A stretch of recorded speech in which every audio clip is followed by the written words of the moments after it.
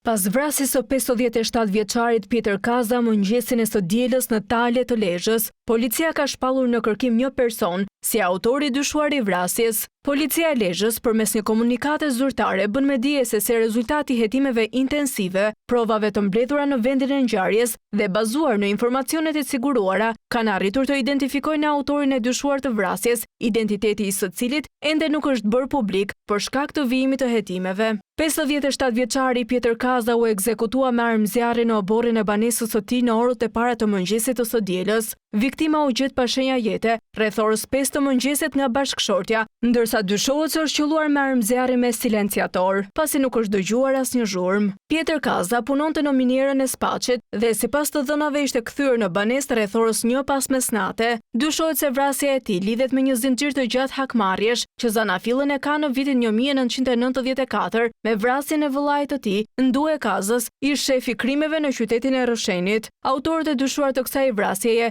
ishin vëllezërit Dod dhe Agustin Gjini, të cilët u arratisën pas krimit. 3 vite më pas, në vitin 1997, Martin Kaza, vëllai i viktimës, ekzekutoi për hakmarrje vëllezërit Gjini në qytetin e Laçit dhe u dënua me 22 vite burg. Konflikti nuk u mbyll me kaq. Më 28 prill 2024 në Belgjik u vra një tjetër antar i familjes Kaza, Agustin Kaza, vëllai i Pjetrit. Ai u qellua për vdekje në një lokal në Bruksel. Pjetër Kaza është viktima e tretë në familjen Kaza pas këtij konflikti, i cili vijon prej më shumë se 3 dekadash. Hetimet të prokurorisë janë përqendruar në pistën e gjakmarrjes